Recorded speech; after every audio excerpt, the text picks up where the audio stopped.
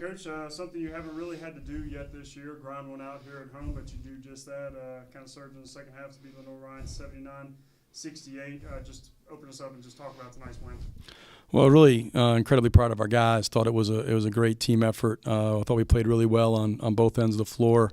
Obviously knew we had a terrific opponent, Lenoir-Rhyne, that came in 13-3, had won 5 straight, and was at the top of the league. So we would need our best, and thought our guys defended really, really hard. I thought we certainly we were locked in and ready to go defensively, and that helped us.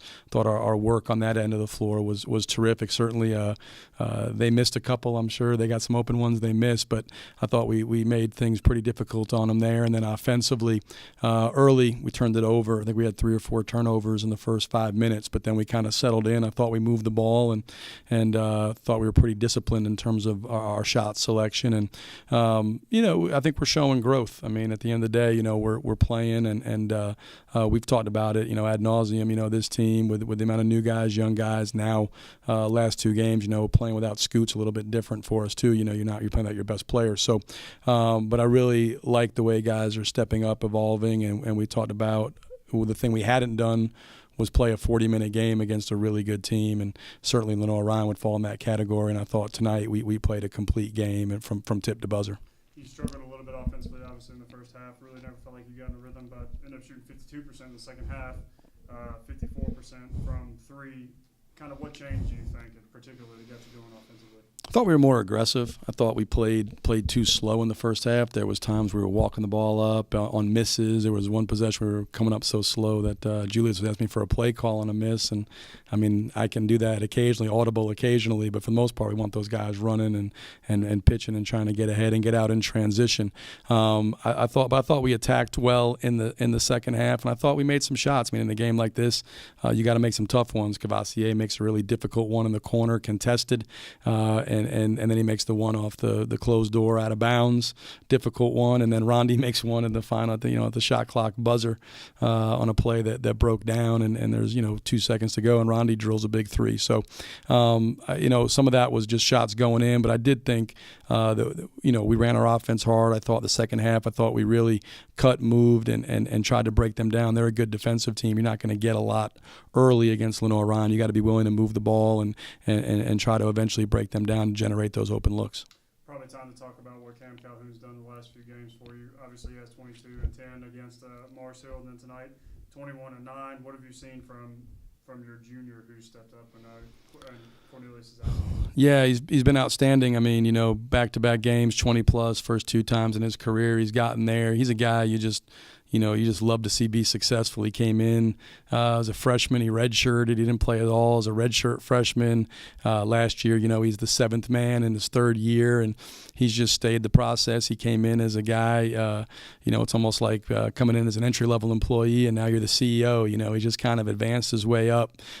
Cam is unbelievably tough. He's smart. He's just a very intuitive player. He's 6'4" down there battling with Awana and Gunn. I mean, we're Awana's 6'9", and Cam's just fighting his brains out there, and it's a great example for our guys when we talk about the work and the heart you got to have to really be a player at this level. And Cam's a guy that he gets everything out of it. He's the ultimate. We got a couple guys like that, but the ultimate overachiever, and just so proud of him and the way he's played. And certainly, we've needed every single point and rebound because as we talked about on Thursday and the show or on the podcast. We should be a show. We should change it to a show. It just become like a 30-minute show, but no, it's a podcast. We talked about on the podcast is that we didn't have a really significant margin for error with Scoot. And if we did have any margin for error, it evaporated, when he went down. So the same things we're emphasizing, but guys have to. Scoot's not a guy that you can just plug somebody in and replace Scoot and say, okay, you're going to go do what Scoot does. It's got to be collective. It's got to be across the board. And so you've seen Cam Calhoun, Cavassier. I thought Julius Brown was outstanding today. Dalling was great at Mars Hill. We had 6 guys double figures today, 4. We had a lot of guys step up and play well for us. And, that's what it takes. And I thought it was kind of, we needed everybody was needed. And I thought, really everybody that played, stepped up and played well. You obviously the way everything else falls in the Southland Conference, you move into sole possession with a win today instead of second place. So how do you carry this one over tonight into the matchup against Tusculum, who's playing very well right now on Wednesday? Yeah, Tusculum, outside of Queens would be the hottest team in the league. I think they've won 4 or 5 straight in the league, and even the ones they lost early had a 15-point lead against Queens in the second half, lost by 4 at Catawba. They lost by 3 at Lenoir-Rhyne. I mean, they were in and had a chance to win every game against the top teams in the league, and we're on the road for most of those. So it's going to be a heck of a challenge. The thing in this league is that I told the guys in there, they should be really proud of themselves and feel good about what they did today. But then, it's about recommitting to doing those things the next game. There's no carryover. You got to recommit every single game, like how hard we worked, how tough we played, how well we competed, the effort we gave to challenge everything, the effort we gave on the glass, being undersized, the pace and force and aggressiveness we played with offensively. We got to recommit to all that to have a chance on Wednesday night, and that's what this league does. I mean, we again, you and I have talked about it.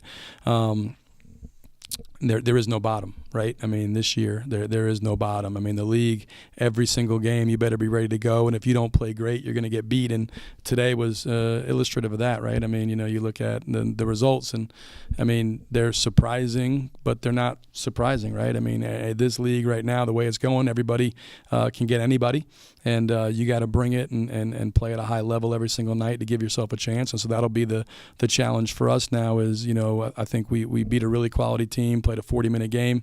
Now and I do think our preparation has been better. We've talked about all year. We want to hone in on improvement, preparing to play our best, and trying to take care of the game in front of us. Those 3 things, and not really get sidetracked with a lot of other stuff. Guys are understanding the level they got to prepare at. Our practices have been better. Everything is trending in a good direction. But again, it's fragile. It's all about recommitting and doing it the very next time we take the floor. And anything less than our best, and we won't be successful on Wednesday against Tusculum.